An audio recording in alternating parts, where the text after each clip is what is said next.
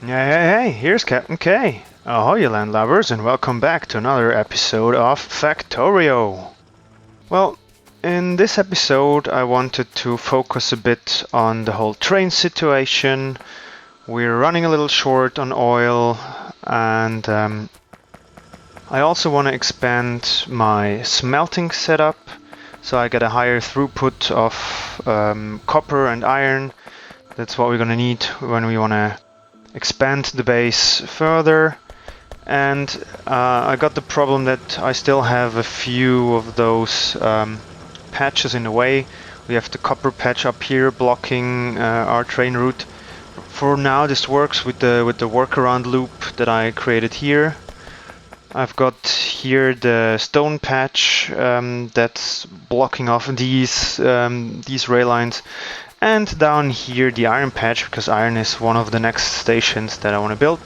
So this one has emptied, but the other ones are still running. So I'll place down a few more drills here. And we're running a little dry on oil, so I think it's about time to set up the oil station. And when we look at the map, let's check. I'm gonna need more power, so I'll expand that. I'm gonna finish the train station down here. We have a little bit of oil there. Small oil patch here. Small iron patch there. So we could grab a few of those resources, and then I'd say the goal is to expand here and down to this massive oil field. That'll keep us supplied for a while, I'd say, once we get that. And also in this episode, I think it's finally time to push the boundary, to push the perimeter down here, or maybe even down there all the way, and wall off that section, fight all of these alien nests. So let me fast forward a bit. Ooh.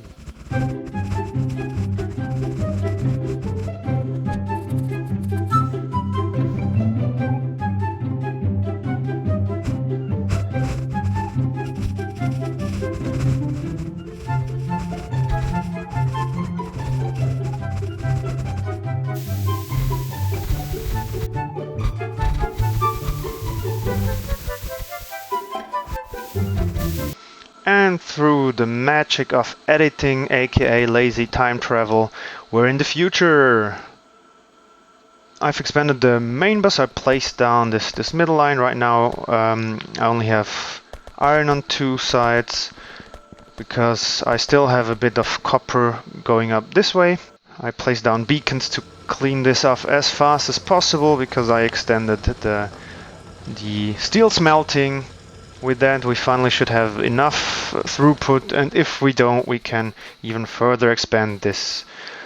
By the way, I moved up the science loop a notch. I moved it away from the border, mainly because I was gaining some space up here. In the last episode, I was talking about how my setup is a bit overkill. That's why I decided to place the factories on the corresponding side on the other side, like to mirror all of that. Previously was all on one side. Now it's distributed on both sides and therefore much shorter.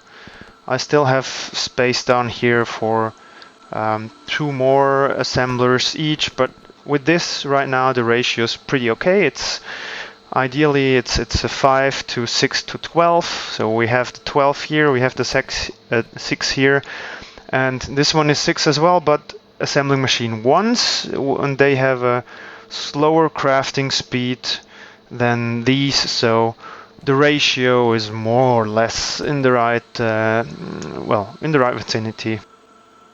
So I'd say you can live with that. Doubled up the alien research here, and also in this episode we're gonna put this setup under a stress test. Well, we're gonna research the speed module 3 for all the 3 types. That's 300 science packs each, so 900 science packs total, and then we'll see whether we can supply that or not. I made a little addition to my assembling cells, where I'm producing the roboports, the the substations, Also did the research for the piercing shotgun rounds. Oh, and the combat shotgun and the beacons, because we're gonna need a lot of that. And as you can see down here, I laid down a few tracks and stations. I claimed this mini oil patch down there, set up a station for that little iron patch I was talking about. And over here it has thinned out as well. So these iron patches, this part of the iron patch is gone, so I could place down the iron station, at least one side of the iron station. Redid all of this, connected it up. Here the stone patch, this part here has been emptied, so I could lay the tracks through there. And all that's missing now is for some of this to be gone, then I can connect this up, and then we basically have the station up and running for our 3 trains, and the rest is then minor expansion, little details. Place down a few more solar cells so that I have enough power, because right now I'm solely relying on solar power with the steam engines down there only as a backup. But even with that, the pollution has... hang on. Yeah, the pollution has been increased. I was getting more and more attacks, and that's why it's time to fight back. So before we do that, let's set up... Before we attack, let's set up one of those trains, because trains are awesome, trains are cool. We start with small trains, but the whole station is set up to support trains with up to four wagons. Right now this is sufficient, more than sufficient. So this is going to be the iron train. Let's give it a nice color. Let's see, I'd say bluish with a bit of green, so that it roughly matches the color of the iron. Something like that. Yeah, not bad, I say. And he's running from iron main with the condition inventory empty to... Now where's the iron? Northeast 1. And here we're gonna do time passed for now, because I haven't set up the station with the proper circuit logic. And for now this should be more than enough. Let's ride the train, because riding trains is fun. Woohoo!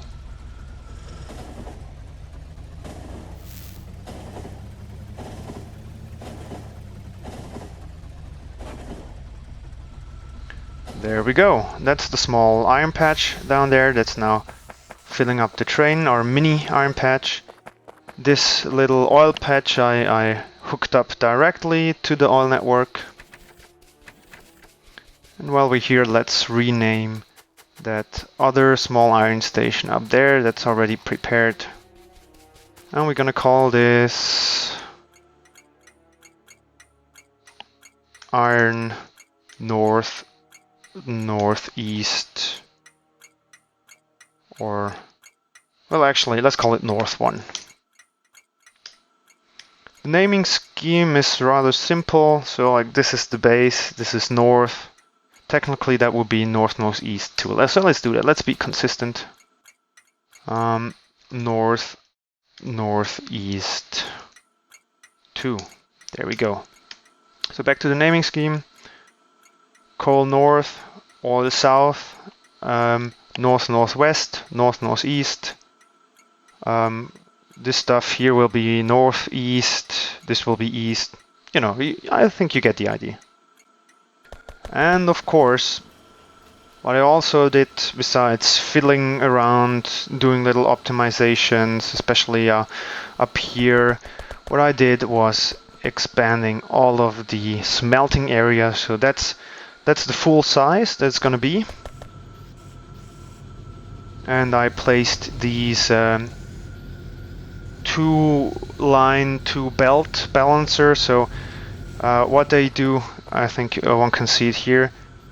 they balance the input, so it's taking a bit from here, then a bit from this belt, then a bit from this belt, a bit from that belt, so it's equally using up the input and then distributing it and balancing it on this belt again, that then distributes it to the two smelting setups. This is going to be the max size. In here we're going to place the beacons. Let's see, I think I got a few beacons on me. Yes, so like I can place down beacons here, here, here, also with an overlap, even one here if needed. And with that we're going to speed up the smelting process. The furnaces themselves, they use efficiency modules because they need an awful lot of power. Once we have enough power, I could throw in productivity modules or whatever. But as you can see, they're still consuming the most, and as soon as I throw in a few more modules, that power drain will go back. Here, the buffer, I have this overflow buffer. One can see it nicely on this side, so they place all the plates on this side, and if we have an overflow, that one flows back and goes in on this side. So this belt has as many plates as possible. That then gets picked up by these inserters. They need the same logic as the smart train inserters, so they evenly distribute the plates in the chests. They place it on the far side, that then gets on the close side, so they can place it on the far side. So we have a almost fully compressed belt here. In any case, I got a balancer there, and they then feed the main bus, and in the main bus I can distribute the iron between the lines. So this one is then balancing it again, and when I run out of iron, because let's say my gears and my steel is using up all of the iron, I can refeed this belt from that belt, or balancing it like I did here. So much for the base and the expansion. Let's attack some aliens now. To the attack. So my attacking style is the classic leapfrogging technique, using blueprints that we can now do with the personal roboport. Let me see, I wanted to exchange this one for more shields that I have produced. However, I think it's more crucial that my robots will quickly place down this turret. So that's one too far. Let's place this one here. Here they come. And then let's use the attack blueprint that I did here. Like this. And they basically stand no chance.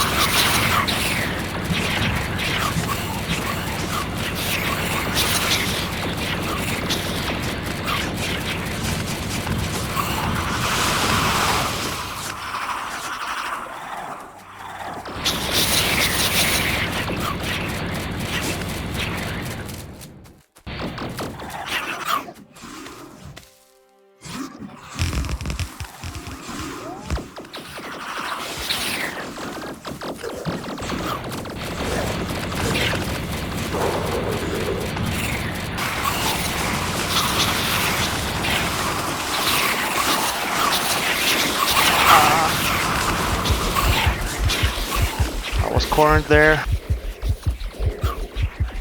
Couldn't move anymore. Careful and always run around, let the shields recharge, and then go in Terminator style again. Wounded to the death, but not caring. Also, I think key to the attacks is to destroy the nests as quickly as possible so that they don't respawn. Disco party. Dance with me on the dance floor, baby.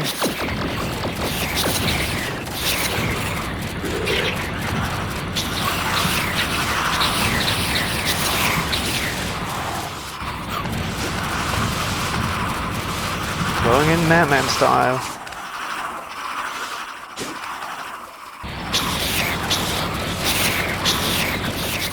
And all of that killing gave me enough alien artifacts, so I have enough for the 4th science pack.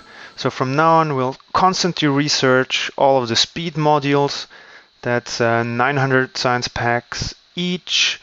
And after that, maybe even stack insert, that's an additional 200.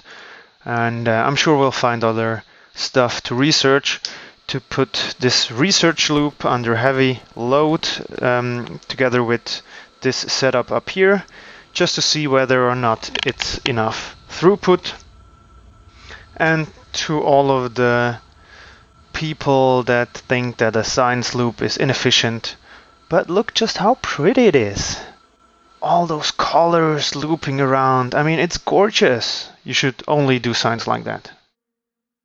Here we go.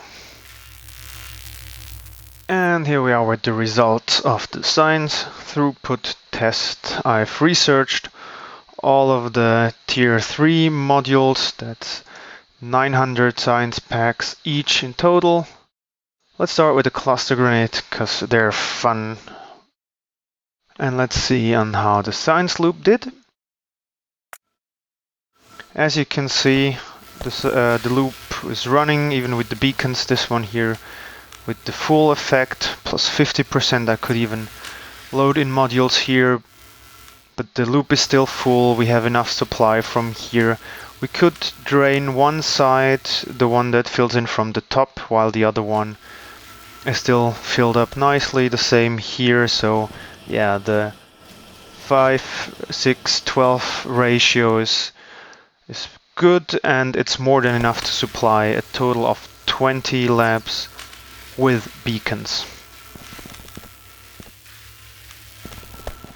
So now let me continue building the big wall. I'm not sure how political I should be in my YouTube videos, but let's just say dear Donald would enjoy this wall. He would love it. You know, see, it's on our southern border, and it's keeping the aliens out from migrating north. I'm sorry, that just had to be.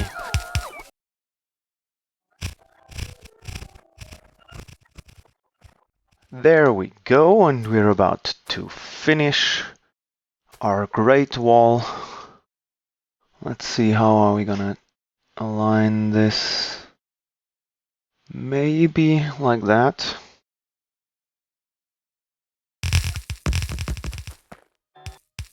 And the last one here.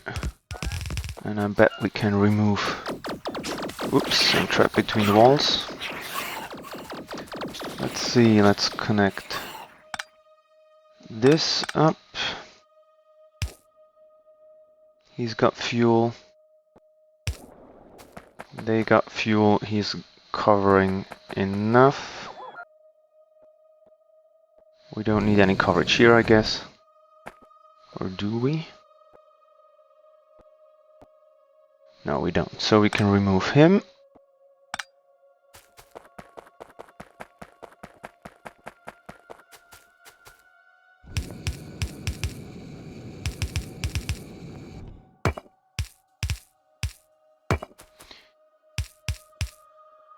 There we go.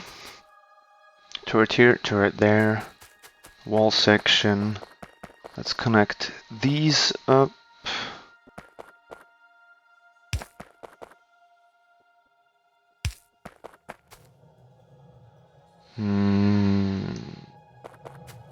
Let's connect them here. Let's see. Like, that's good enough, I'd say. So they all got crude oil as well. Up to here. No connection here. This one is missing.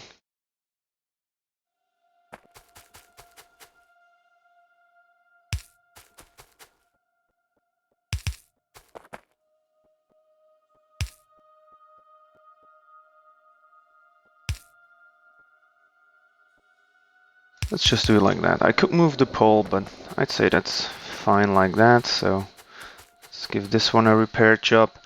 So all of them have crude oil. Perfect. And the wall is finished. So let's look at the map. Yoop. So I fought all of the aliens up here. All of this section included this oil field down here. That's why we got this dent in the wall. It's a double wall with flamethrower turrets that should keep us safe for a while.